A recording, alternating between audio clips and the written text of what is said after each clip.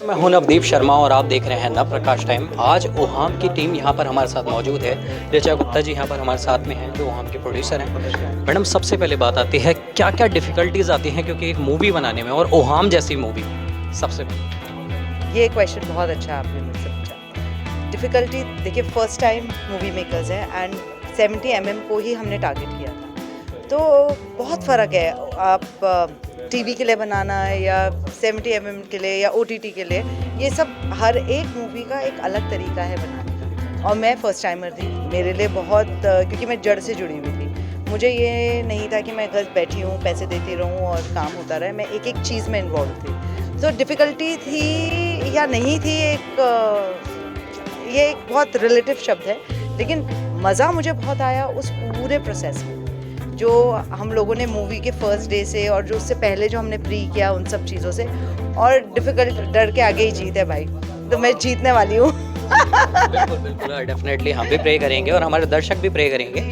सबसे ज़्यादा एंटरटेनिंग की बात करें तो आपकी टीम में सबसे ज़्यादा एंटरटेनिंग कौन था? एंटरटेनिंग राम, जो बख्शी का कैरेक्टर जिन्होंने प्ले किया है, राम नारायण चावला, वो मूवी में भी सबको बहुत लाइट हार्टेड रखा हुआ है और सेट पे भी उनसे बहुत ही अच्छा माहौल रहता था।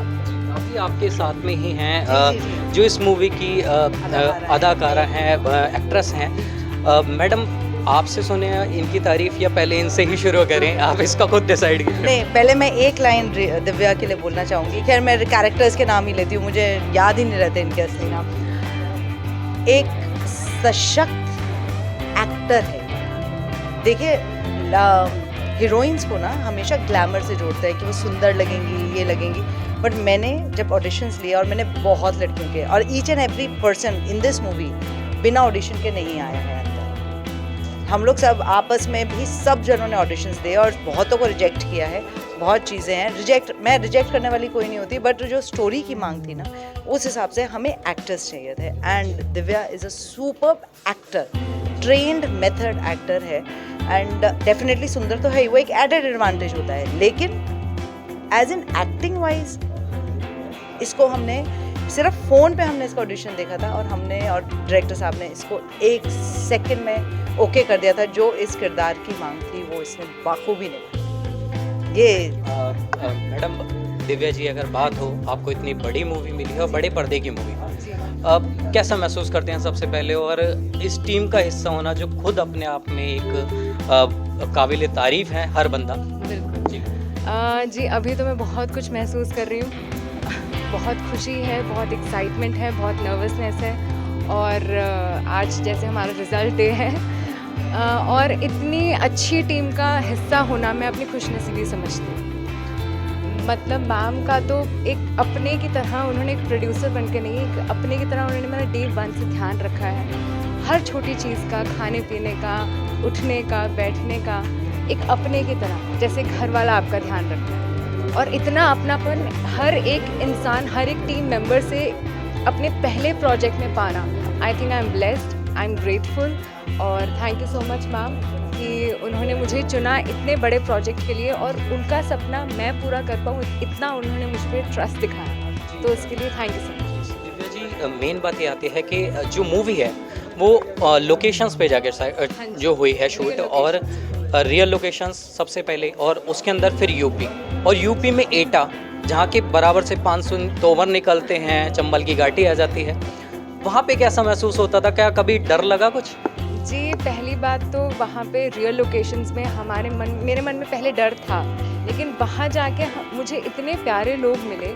हमने रात को भी शूट किया है, और पूरी रात शूट किया है मैंने एटा में, लेकिन वहाँ पे लोगों से इतना अपनापन, इतना प्यार मिला कि मैं भी हैरान थी। और वैसे भी हम दिल्ली वाले, हम किसी से कहाँ डरते हैं।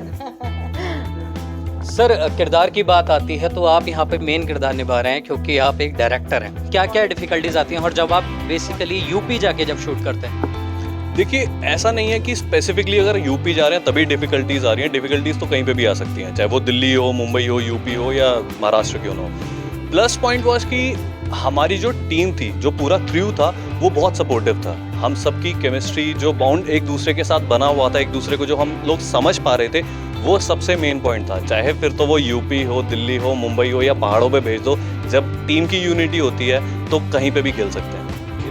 लेकिन जो एटा की बात करी थी आपने अपनी कॉन्फ्रेंस में, और वहाँ से अगर हम बात करें कुछ ही दूर से बड़े बड़े डाकू के नाम भी निकले हैं, वहाँ से पान सिंह तोमर जैसे डाकू आते थे वहीं से कुछ दूर से ही, तो क्या सपोर्ट मिला वहाँ से? और सबसे पहले प्रशासन का कितना सपोर्ट? बहुत सपोर्ट था। मतलब हम यूपी की बात करें पुलिस वालों की, तो फुल सपोर्ट था। चाहे वो दिन हो, दोपहर हो, शाम हो या रात हो, वो मोस्टली हमारे साथ रहते थे। जब हम दिल्ली से निकले थे या दिल्ली से जब हम प्लान कर रहे थे कि हमारे को यूपी में शूट करना है, उस समय हमारे को दिल्ली वालों ने डरा दिया था थोड़ा बहुत कि अरे यूपी जा रहे हो, वो भी एटा शहर में शूट करने के लिए। और ये टोटली ऑपोजिट हो गया। जब हम एटा पहुँचे, हमने SHO साहब से मिले, राजीव सर से, और उसके बाद जब हमने शूट स्टार्ट किया वहाँ पे, इट वॉज ऑल पॉजिटिव। मतलब हर समय कोई ना कोई पुलिस वाला हमारे साथ होता था। चाहे हम उनके पुलिस स्टेशन में शूट कर रहे थे या नियर बाय किसी गलियों में शूट कर रहे थे, मैदान में शूट कर रहे थे, उन पूरी टीम में से कोई ना कोई पुलिस इंस्पेक्टर या पुलिस वाला बंदा हमारे साथ होता था। हमारे को 1% डर नहीं लगा कि हम कहें कि हमें थोड़ी सी झिझक हुई कि यार हम एटा शूट कर रहे हैं, यूपी में शूट कर रहे हैं। ऐसा बिल्कुल भी नहीं था। चाहे आप बोलें कि योगी सरकार ऐसी बन चुकी है या यूपी ऐसा बनने वाला है या बन रहा है धीरे धीरे, हमारे लिए बहुत सब बढ़िया था, ब्लेसिंग्स था हमारे लिए। बिल्कुल नया रूप एक यूपी का भी यहाँ पे आपको देखने मिलने वाला है, दर्शकों के लिए अच्छी बात है। मोहित जी, एक्शन वाली फिल्म भी लगती है, क्योंकि आप एक एक्शन वाले, अगर आप पोस्टर की बात करें, इसमें आप पहले से ही एक तैयार खड़े हैं। इसमें कैसा रहा? एक्शन भी होते हैं तो उसके बीच में शायद चोट भी आ जाती हैं कभी कभी मूवीज़ में, कोई डिफ़िकल्टीज आई? देखिए, हमने ना प्रैक्टिस बहुत कर रखी थी। हमें पता था कि हम क्या शूट करने वाले हैं।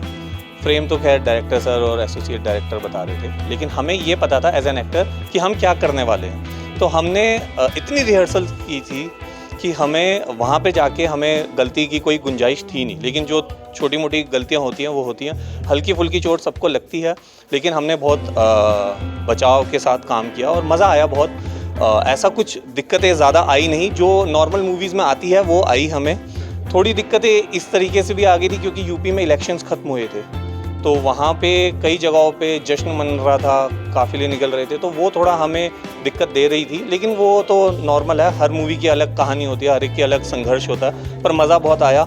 और ये किरदार मेरे दिल के बहुत करीब है क्योंकि ये सबसे अलग और सबसे अनोखा किरदार है। अब देखते हैं दर्शकों को पसंद आता है या नहीं आता। जी बिल्कुल पसंद आएगा। सर, मेहनत इसमें कितनी रही और सबसे मेन चीज़ बॉन्डिंग किसके साथ सबसे ज़्यादा रही और किस किस की रही? सर, मेहनत सभी की बहुत ज़्यादा रही, जितना कोई भी इवन हमने करीब 36 आवर्स एक स्ट्रेच पे काम किया है इस फिल्म में। और बॉन्डिंग की बात की जाए तो सर हमारी आपस में बॉन्डिंग थी, इसीलिए ये फिल्म बन पाई। हमारी फिल्म शुरू करने से पहले आपस में बहुत अच्छी बॉन्डिंग थी। बहुत पुराने दोस्त हैं मेरे जो इस फिल्म से जुड़े हुए हैं, सबके सब लोग, तो बहुत ईजी हो गया। मेहनत ऑब्वियसली हमको पहले से पता था क्योंकि एक फ्रेंडशिप भी है हमारी, तो हमें पता था कि कोई पीछे नहीं हट सकता। एक बार हम चल चुके हैं तो हमें पूरा करना ही, और हमने कर भी दिया सर। ये थी हमारे साथ ओहाम की टीम, जो ओहाम है 26 तारीख को थिएटर्स में आने वाली है। आप लोगों से गुजारिश की उन्होंने कि ज़रूर ज़्यादा से ज़्यादा संख्या में जाकर इसको देखें।